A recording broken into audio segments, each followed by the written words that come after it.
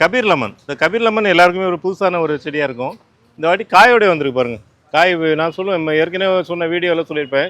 Brain மாதிரி, அதாவது நம்ம மனிதனுடைய பிரெயின் எப்படி இருக்கும் அது மாதிரி கோடு அப்படியே சைடில் கோடு இருக்கும். இந்த மாதிரி லெமன் யாரும் பார்த்துருக்க வாய்ப்பு இல்லை.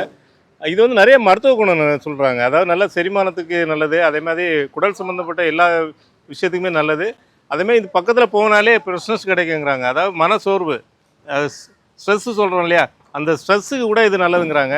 ஏன்னா கிட்ட போனோடனே நம்மளை அப்படி இழுக்கிற மாதிரி இருக்குது. அந்த மாதிரி ஒரு நல்ல வெரைட்டி காய்க்குது. இல்லைன்னா ஏதோ ஒரு காய் காய்க்குது, குளிர்ச்சி காய் காய்க்குது, வாயில் வைக்க முடியாதுன்னு சொல்லுவாங்க. அதுக்கு ஒரு எடுத்துக்காட்டு தான் இந்த செடி பாருங்கள். இந்த செடியை பார்த்தீங்கன்னா ஒரு கொடி எலுமிச்சை செடியில் ஒட்டு பண்ணியிருக்காங்க. இந்த காய் இருக்குது பாருங்கள், கொடி எலுமிச்சை செடி.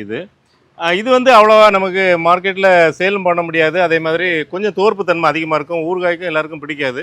சிலர் இதை விரும்பி வளர்ப்பாங்க. அதாவது எலுமிச்சை இல்லாத நேரத்தில் நம்ம அதை பயன்படுத்தலாம். அந்த மாதிரி ஒரு வெரைட்டி நல்லா நிறைய கொத்து கொத்தாக காய்க்கும், அந்த மாதிரி வெரைட்டி. ஆனால் அதில் தான் இதை ஒட்டு பண்ணியிருக்காங்க. அப்போ தாய் செடி வந்து இந்த கொடி எலுமிச்சை இப்போ பாருங்கள், இதில் கண்டுபிடிக்க முடியல. அதாவது இந்த காய் வந்ததுனால தான் இப்போ கண்டுபிடிக்க முடிஞ்சது. இந்த ஒட்டு செடி பாருங்கள், ஒட்டு செடி கீழே வந்திருக்கு. இது ஒட்டு செடி, இது கபீர் லெமன்.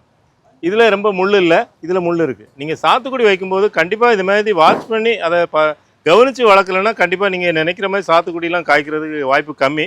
அதனால் இது இப்போ நம்ம ரிமூவ் பண்ணிடலாம். ரிமூவ் பண்ணாமல் இருந்தோம்னா இந்த செடி, அதாவது இந்த கொடி எலுமிச்சை நல்லா வளரும், கபீர் எலுமிச்சை வீக் ஆகிடும். ஏன்னா இதில் வலியவன் யாருன்னா அந்த கொடி எலுமிச்சை, அது எளியவன் பார்த்தீங்கன்னா கபீர் லெமன். அதனால் வந்து வலியவன் தான் வாழ்வாமாங்களே, அதே மாதிரி இது வந்து டேமேஜ் ஆயிரும் செடி. அதனால் நமக்கு அந்த தத்துவம்லாம் முக்கியம் இல்லை.